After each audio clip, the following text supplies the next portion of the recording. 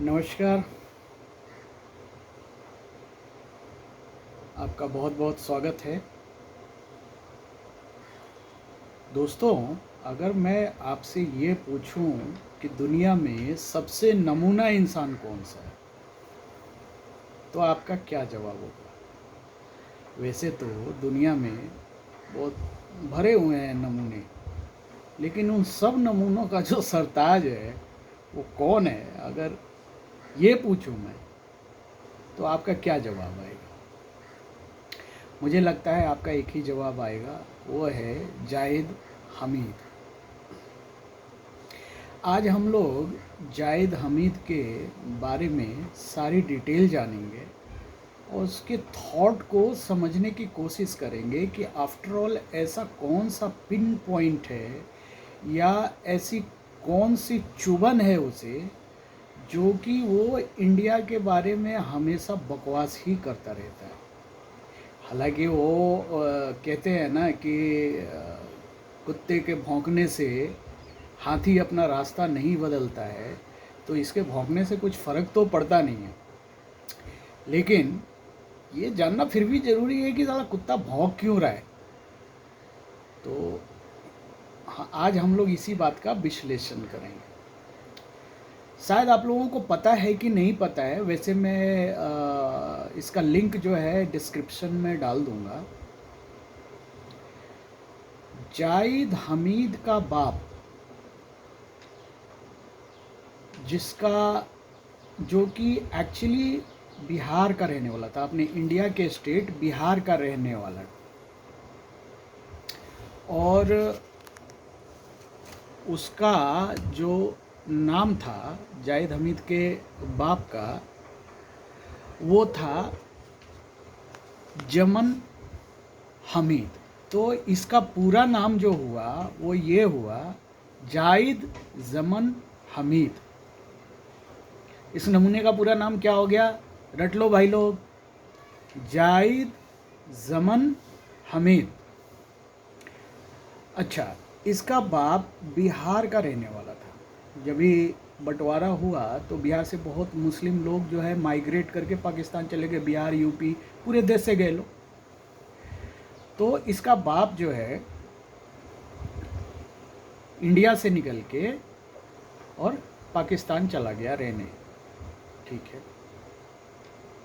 अच्छा, अब जो है जब इसका बाप इंडिया से निकल के पाकिस्तान चला गया तो उस समय आर्मी की भर्ती हो रही थी वहाँ के पाकिस्तानियों में। तो इसका बाप आर्मी में चला गया, आर्मी ज्वाइन कर ली इसके बाप ने। अब जब इसके बाप ने आर्मी ज्वाइन कर ली तो पाकिस्तान में आर्मी की हैसियत क्या है ये आपको पता है, ये मुझे बताने की ज़रूरत नहीं है, क्योंकि आए दिन न्यूज़ आती रहती है और सबको पता है, इंडिया के एक एक इंसान को पता है कि पाकिस्तान में आर्मी की क्या हैसियत है। एक्चुअली हिंदुस्तान में, हिंदुस्तान के गवर्नमेंट के पास आर्मी है और पाकिस्तान में पाकिस्तान के आर्मी के पास एक देश है। तो ये स्थिति है। अब जो है जब इसका बाप आर्मी ज्वाइन कर लिया, अच्छा, ये ऐसा भी नहीं है कि आधा हिंदुस्तानी और आधा जो है किसी और देश का है। इसकी माँ कश्मीरी, ठीक है। इस नमूने की जाहिद हमीद की माँ जो थी वो कश्मीरी थी। तो ये पूरी तरह से इंडियन ब्रीड है, समझिए। अच्छा, अब सवाल ये उठता है कि आफ्टर ऑल इसको इंडिया से इतनी नफ़रत है क्यों? क्या वो फांस है, क्या वो चुभा हुआ है इसके अंदर, जो कि इसके दिल में नफ़रत भरा हुआ है, जिसके वजह से इसके दिल में नफ़रत भरा हुआ है इंडिया के लिए और हिंदुओं के लिए? अब मैं बताता हूँ। कई लोग बहुत महत्वाकांक्षी होते हैं, ठीक है। तो ये जो पागल है, ये इसमें लाख बुराई सही, लेकिन इसकी महत्वाकांक्षा जो है बहुत ऊपर है। ये बहुत महत्वाकांक्षी आदमी है, मतलब जिसकी ये कह लीजिए कि जिसकी जो मतलब चाहत होती है वो बहुत हाई होता है। चाहे उसकी औकात है कि नहीं है उसको पाने के लिए, लेकिन उसकी चाहत हाई होती है। तो खैर भाई, पूरे वर्ल्ड में कहीं भी ऐसा कोई नियम नहीं है कि आप सपना देखने पे रोक लगा दो। ये सपना देख सकता है, इसका फंडामेंटल राइट है। और वैसे भी हम हिंदुस्तानी तो दूसरे के राइट को मानते हैं। तो ये जो है, इसको फंडामेंटल राइट है सपना देखने का। हाँ, तो हम बात कर रहे थे कि इसकी महत्वाकांक्षा बहुत हाई है, लेकिन वो चुभन क्या हो गई? ये चुभन हो गई कि चूंकि इसका बाप आर्मी में था और आर्मी में रहते हुए इसके बाप ने 65 की भी लड़ाई लड़ी और 71 की भी लड़ाई लड़ी। अब आप समझ गए होंगे कि मैं क्या कहना चाह रहा हूँ।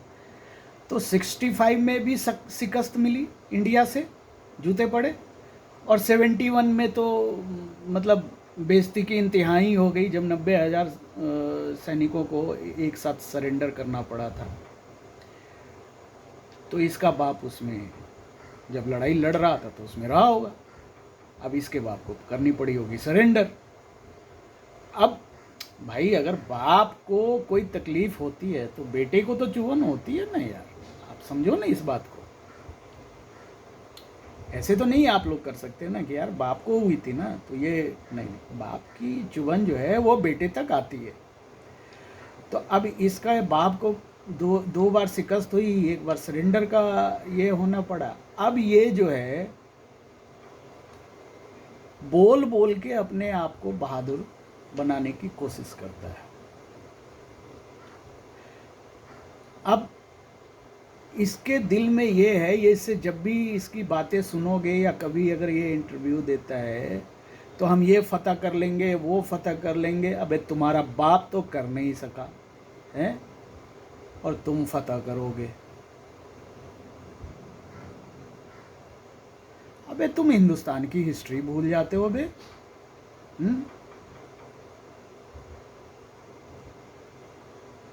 हिंदुओं की हिस्ट्री भूल जाते हो। हम शांत जरूर हैं, लेकिन इसका मतलब ये थोड़ी, अबे तुम बकरे को ज़िबा करते हो, हम साला भैंसा काटते हैं। दोनों में फ़र्क नहीं समझ में आता तुझे?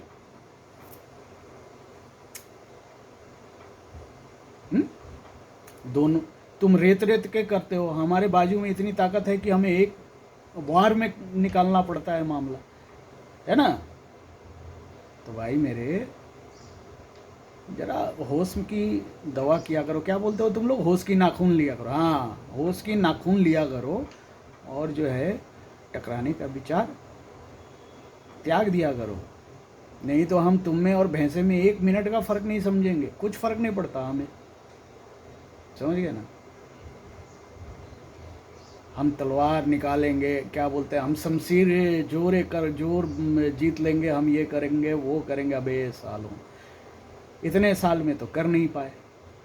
अच्छा, इसकी एक और बड़ी मज़ेदार बात है। ये क्या कहता है कि हम लोगों ने 800 साल हिंदुस्तान पे राज किया। अबे बेगैरत आदमी, तुमसे बड़ा जलील तो मैंने इस दुनिया में नहीं देखा कि जिसने भी राज किया, जिसको जूते तले रौंदा, तलवार के जोर पे तुमको सताया, तुम्हारी गर्दनें काट के मीनार बनाई, समझ गए, उसे तुम अपना रोल मॉडल बना रहे हो यार। हद ही हो गई नहीं? तो भाई इतनी ज़्यादा बेगैरती लाते कहाँ से हो यार? क्या खाते हो जो इतना लेके आते हो? हाँ, तो भाइयों मैं ये कह रहा था कि अब इससे आपको अंदाज़ा लग चुका होगा कि ये कितना बड़ा नमूना है। अच्छा, उसके बाद ये बात करता है कि पाकिस्तान का मैं बहुत देशभक्त हूँ। अबे जहाँ की पैदाइश हो तुम, उसकी भक्ति नहीं कर सके, उसके वफादार नहीं हो सके, तो दूसरी जगह पे जाके उनका क्या वफादार हो गया? और इसका एक और ये है, मैं आपको उदाहरण देता हूँ इसका। प्रूफ देता हूँ। ये भाई गया सऊदी, ठीक है, ये कितना बड़ा गद्दार आदमी है, कितना बड़ा ये जो कहते हैं ना कि एहसान फरामोश आदमी है कि ये गया सऊदी, सऊदी में गया, वहाँ की नमक खाई, वहाँ की रोटी खाई, ठीक है, और यमन में सऊदियों का जो झगड़ा चल रहा था उसमें जो है ये सऊदी के खिलाफ बोलना किया शुरू कर दिया। इसने जो है यमन को लेकर सऊदी में रह के और सऊदी के खिलाफ ही बोलना शुरू कर दिया, ठीक है, इतना बड़ा ये एहसान फरामोश आदमी है। उन लोगों ने क्या किया, इसको हंटर लगाए और डाल दिया जेल में, ठीक है। इसको बोलो ना अभी सऊदी जाने के लिए, कभी जाएगा? जाके दिखाए सऊदी जा सकता है तो। और आपको पता ही है कि पाकिस्तान अकेला वो मुल्क है जहाँ पे चोर, लुटेरे, आतंकवादी, गुंडा, बदमाश, हलकट, लीचड़, मलेच सब रहते हैं।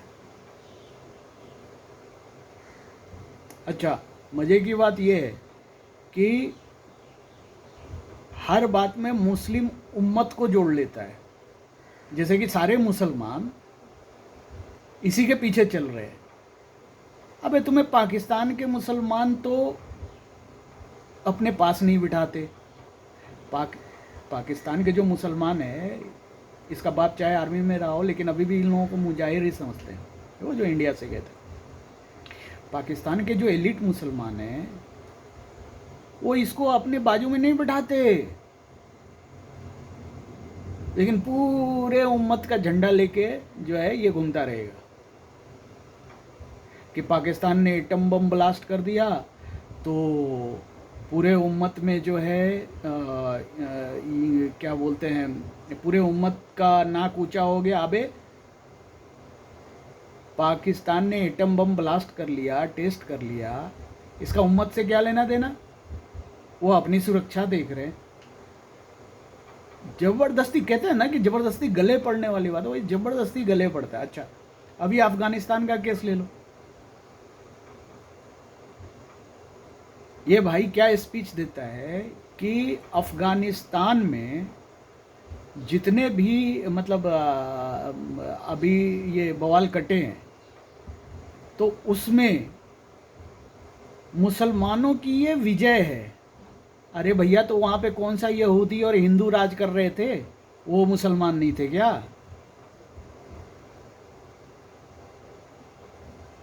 वो भी तो मुसलमान ही थे ना। तो अगर मुसलमान के खिलाफ कोई मुसलमान ग्रुप आके कब्जा कर लेता है तो इसमें उम्मत कहाँ से जोड़ दी है भाई तू? चाहे कोई दूसरा मुस्लिम देश जो है इसमें कुछ बोल रहा हो या नहीं बोल रहा हो, लेकिन इसको उम्मत की पड़ी है। वो कहते हैं ना कि मैं कौन तो खामखा, हर जगह अपनी बात घुसेड़ने की कोशिश करेगा और लोग कुत्ते की तरह लात मार गया था, चल हट। अच्छा, इसको अता पता कुछ हो या नहीं हो, ठीक है, लेकिन हर चीज पे जो है भाषण दे देगा, तजिया करेगा।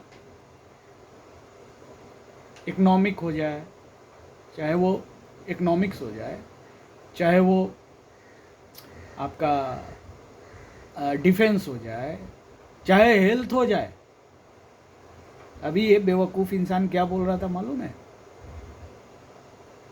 कि भैया ये जो है कोरोना का वैक्सीन जो है ये तो मुसलमानों के अगेंस्ट की चीज़ है। मतलब कोरोना का वैक्सीन लगवाना जो है मुसलमानों के अगेंस्ट की चीज़ है। इससे तो मुसलमानों में जो बच्चा पैदा करने की शक्ति है वो ख़त्म हो जाएगी। अब क्या आदमी हो यार, तुमको अपने घर से बाहर निकलना नहीं है। जो लोग बाहर काम करने निकल रहे हैं बेचारे गरीब, उनको मरवाने के जुगाड़ में पड़े हो हैं।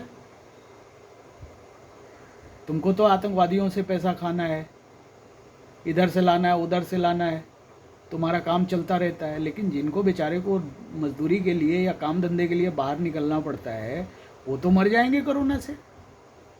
अच्छा, बाकी सारे, वो सऊदी का प्रिंस ले लिया, ठीक है, वो प्रिंस को, राजकुमार को, जो पूरा अपना देश चला रहा है, उनको अकल नहीं है, इसको अकल है। सब जगह मुसलमानों ने ले लिया। अबे तो कम से कम बोलो ऐसा जो कोई तुम्हारी बात सुने। कौन सुनता है तुमको? वो भौंकते रहते हो, भौंकते रहते हो, भौंकते रहते हो।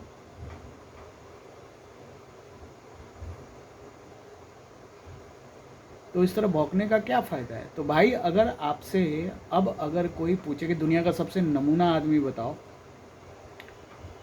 तो मुझे लगता है कि अब आपको कोई डाउट नहीं होना चाहिए कि दुनिया में सबसे बड़ा नमूना कौन है। तो अपनी आवाज़ को यहीं विराम देता हूँ। आप सबको नमस्कार, प्रणाम कहता हूँ। फिर मिलेंगे किसी और नमूने के विश्लेषण पे। Thank you very much.